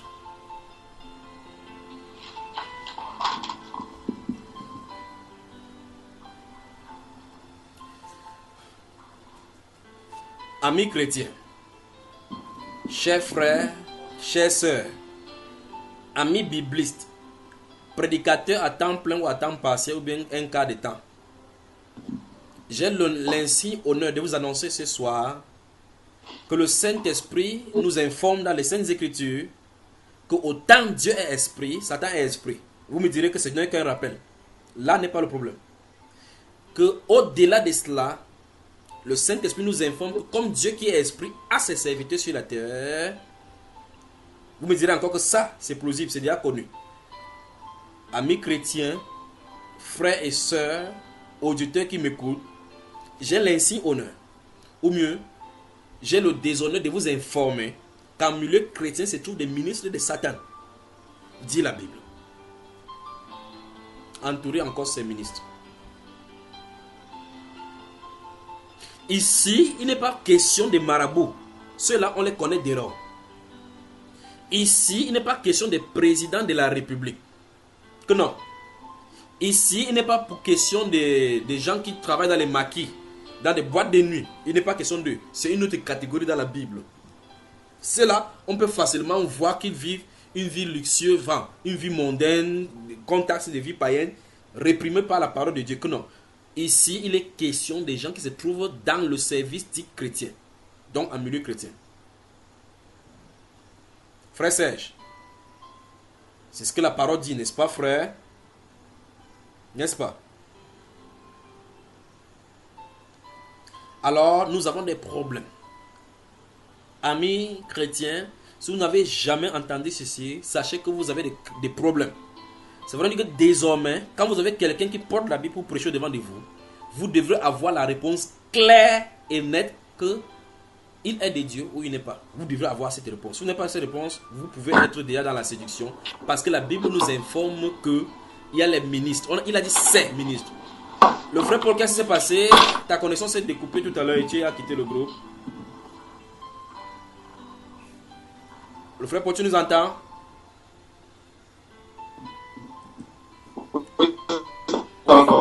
Oui, ta connexion dérange. J'espère que vous m'entendez très attentivement. Voilà. Alors, mes chers frères, Ça va, je vous entends. Voilà.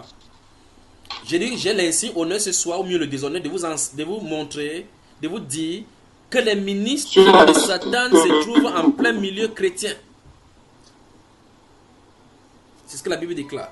Les ministres de Satan se trouvent en plein milieu chrétien. Donc, nous sommes dans des problèmes. Nous sommes dans des problèmes. Vous êtes avec moi, n'est-ce pas? Nous sommes dans des problèmes.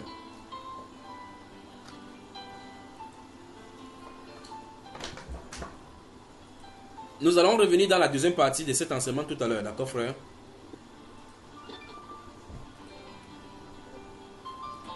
Que Dieu bénisse. À tout à l'heure. Bienvenue à ce programme de entendre comme ça la canticologue du corps de Christ, la sœur Grâce. Grâce à vos antennes. Gardons nos yeux ouverts et nos cœurs éveillés, afin de reconnaître les loups déguisés. Car dans les derniers temps viendront de faux docteurs, essayant de séduire l'Église du Seigneur. Gardons nos yeux ouverts et nos cœurs éveillés, afin de reconnaître les loups déguisés. Car dans les derniers temps viendront de faux docteurs, essayant de séduire l'Église du Seigneur. Esprit de vérité, viens équiper ton peuple, et dans ces derniers temps, préserve tes enfants. Esprit de vérité, viens équiper ton peuple, et dans ces derniers temps, préserve tes enfants. Aimons la vérité, connaissons le Seigneur, laissons-le purifier nos pensées, nos cœurs. Saisissons la parole comme une arme aiguisée, renversant nos idoles, Dieu sera glorifié. Aimons la vérité, connaissons le Seigneur, laissons-le purifier nos pensées, nos cœurs. Saisissons la parole comme une arme aiguisée, renversant nos idoles, Dieu sera glorifié.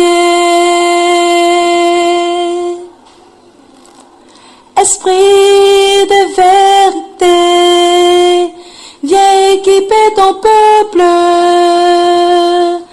et dans ces derniers temps, préserve tes enfants. Esprit de vérité, viens équiper ton peuple, et dans ces derniers temps, préserve tes enfants. Ce sont de convoiter ce qui est dans le monde. Il faut abandonner l'orgueil et le mensonge. Aimer la volonté du Père, vivre pour lui sur cette terre. Église du Seigneur, regarde vers le ciel et attache ton cœur au trésor éternel. Combat le bon combat, la dernière heure sonne déjà. Esprit de vérité, viens équiper ton peuple, et dans ces derniers temps, préserve tes enfants. Esprit de vérité, viens équiper ton peuple, et dans ces derniers temps, préserve tes enfants.